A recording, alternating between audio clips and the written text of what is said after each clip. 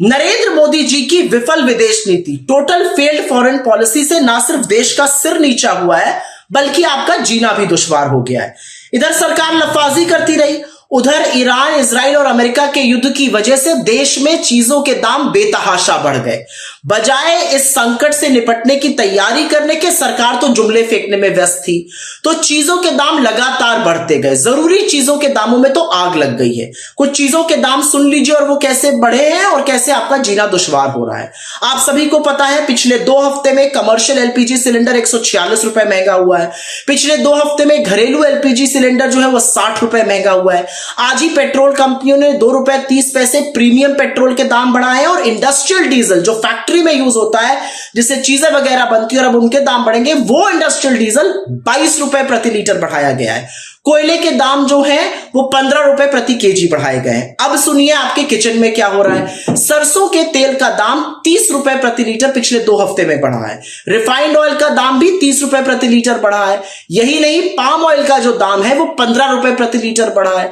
हवाई जहाज के टिकट 430 रुपए से लेकर 2300 रुपए महंगे हो गए हैं। जोमैटो ने आज अपनी डिलीवरी के जो फीस होती है उन चार्जेस को बढ़ा दिया है।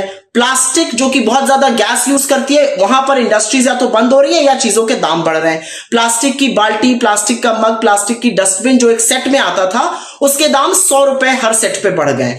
जो बोतलें फ्रिज में पानी भर के लगाई जाती हैं प्लास्टिक की, उनमें 6 का सेट जो था वो अब 40 रुपए और महंगा हो गया है। और जो इंडक्शन स्टोव लोग लेने को मजबूर है क्योंकि गैस नहीं मिल रही है, वो 40% महंगा हो गया और अधिकांश जगहों पर तो वो मिल ही नहीं रहा है। आप सब जानते हैं कि रुपया लगातार गिर रहा है। आज 93.82 93.82 डॉलर पहुंच गया है, जो इस देश के किसी भी प्रधानमंत्री ने अभी तक नहीं पहुंचाया था। वो कीर्तिमान नरेंद्र मोदी जी ने स्थापित कर लिया है। जो इंडस्ट्रियल डीजल की अभी बात हुई थी, जो 22 रुपए महंगा हुआ है, उसके चलते आने वाले दिनों में चीजों के दाम और बढ़ेंगे क्योंकि ये फैक्ट्री में इस्तेमाल होता है। तो बजाय लफाजी करने के, बजाय विदेश नीति को गलबहियां बनाकर हर जगह जबरदस्ती जबरन गले मिलकर फोटो खिंचाने के, अगर नरेंद्र मोदी जी ने अच्छी विदेश नीति बनाई होती, राष्ट्र हितों को सर्वोपरि रखा होता, तो आज ये दिन नहीं देखना पड़ता। खाड़ी के युद्ध का कहर हमारे देश पर, हमारे लोगों पर ना बरपता।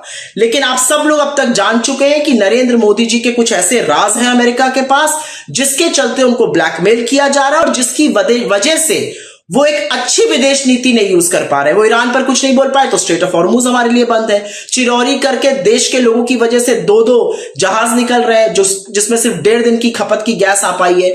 तो विदेश नीति के विफल होने से, प्रधानमंत्री के कॉम्प्रोमाइज होने से, प्रधानमंत्री के यूएस द्वारा ब्लैकमेल करने से आज ये हालत है कि खाड़ी का जो युद्ध है वो हमारे देश के लोगों पर कहर बरपा रहा है। महंगाई लगातार बढ़ती जा रही है।